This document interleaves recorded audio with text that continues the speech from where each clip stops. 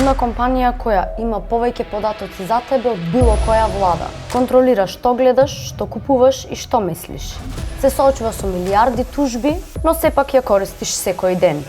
Не можеш да побегнеш, ниту да се скриеш. Зборуваме за едниот и незаменлив Google. Кориснички пребарувач кој всушност го следи секој твој потек, манипулира со она што го гледаш, ја уништува конкуренцијата, им помага на владите да го цензурираат интернетот, плаќа предатори, ги искористува работниците, избегнува даноци, па дури ги краде твоите медицински досиеа. Сето тоа додека ти кажува дека го прави светот подобро место за живеење. Звучи лудо? За жал, сето е вистина. Ајде да го размотриме малку. Google е насекаде, контролира околу 90% од глобалниот пазар за пребарување, ја поседува најголемата светска видеоплатформа YouTube, најкористениот оперативен систем за паметни телефони Android, врвната е пошта услуга Gmail, плюс куп други апликации и компании. И најголемата рекламна мрежа во светот. Тоа е како технолошка хидра. Отсечуваш една глава, а се појавуваат уште 3. Google заработува $237 милиарди годишно, продавајќи ги твоите податоци на огласувачите. Да, баш така.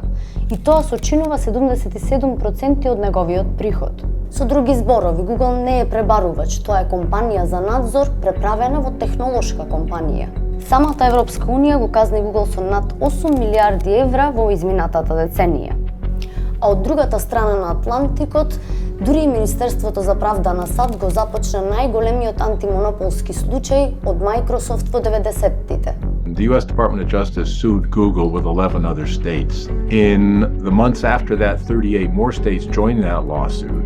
The Department of Justice and the states claim that Google has unlawfully monopolized the market for general search. Но како монополот останува монопол?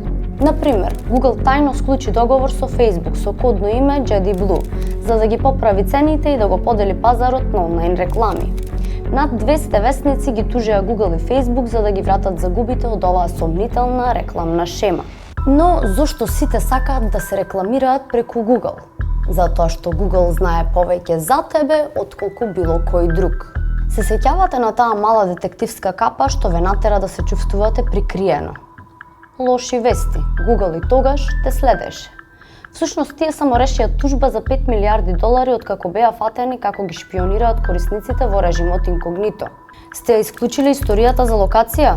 Не е важно. Истрагата на Associated Press покажа дека Google ги следи вашите движења, дури и кога експлицитно му кажувате да не го прави тоа. Па, ако и тоа не е доволно шокантно, автомобилите на Street View всушност се користеле како Wi-Fi шпиони. Во 2010 година Google конечно призна дека неговите возила за мапирање тајно собирале податоци од приватни Wi-Fi мрежи, вклучувајќи лични пошти и лозинки. Властите во најмалку 9 земји открија дека Google ги прекршил нивните закони. А сега за приватноста. Овој пат за твоето здравје. Во 2019 година новинарите го разоткрија проектот Nightingale, таен договор меѓу Google и Ascension, еден од најголемите синџири на болници во САД, за собирање лични медицински досиеа на милиони пациенти, без лекарите или пациентите да се согласат или да бидат информирани. Но слушајте го ова.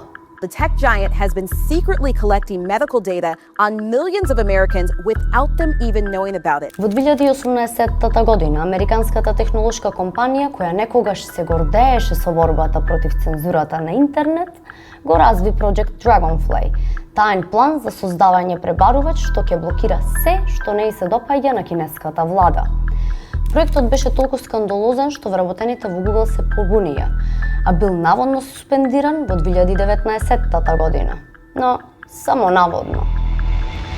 Ајде да преминеме на вештачката интелигенција.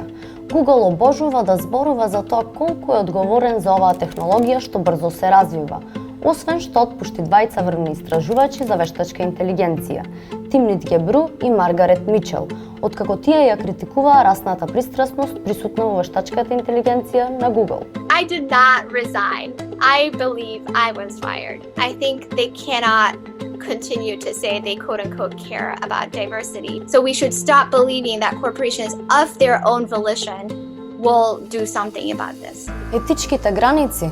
Google сигурно има талент за нивно поместување. Компанијата масовно затајува даноци. Технолошкиот конгломерат исто така префрли 19,9 милиарди долари преку компанија во Холандија за да избегне даноци. Бившиот председател на Google Ерик Шмидт дури рече дека е горд на нивната шема за затајување данок, нарекувајќи ја капитализам. Лудило! Продолжуваме понатаму. Google го поседува YouTube и погоди што? Незаконски собираше податоци за деца. Во 2019 година Американската федерална трговска комисија го казни YouTube со 170 милиони долари за кршење на законите за приватност на децата. Дали си слушнал за Google Nest, уредите за паметен дом што слушаат дури и кога се исклучени? Или Fitbit? Google го купи за 2,1 милиарди долари за да дојде до твоите здравствени податоци. А сега запознај го Енди Рубин, таткото на андроидот. Кога го напушти Google во срам поради обвинувањата за сексуално недолично однесување, компанијата му даде отпремнина од 90 милиони долари. Не беше отпуштен, ниту беше повикан на одговорност. Наместо тоа беше исплатен и пофален. Но сега за планетата. Дали знаевте дека емисиите на јаглерод на Google скокнаа на 48% во последните 5 години? Google's greenhouse gas emissions are skyrocketing. Или дека купува вода од подрачјата погодени од суша за своите центри за податоци, додека локалното население нема ниту за пиење. Google и Microsoft трошат повеќе енергија од некои средно големи земји. И на крај, во 2021 година Google потпиша договор за обезбедување вештачка интелигенција и облак услуги на израелската војска. Вработените во Google протестираа, организираа седечки протести и добија отказ. Внатрешни белешки дури циркулираа во компанијата со предупредување дека договорот може да биде поврзан со воени злосторства. I'm a Google Cloud software engineer and I refuse to build technology that powers genocide. Но бизнисот е бизнис. И еве најнови вести. Google што туку потроши 32 милиарди долари за да го купи израелскиот сајбер стартап Wiz, чии основачи служеа во разузнавачките единици на израелската армија, истите кои ги шпионираат палестинците. Може би е време да се почне со гуглање за алтернативи на Google, пред да биде предоцна.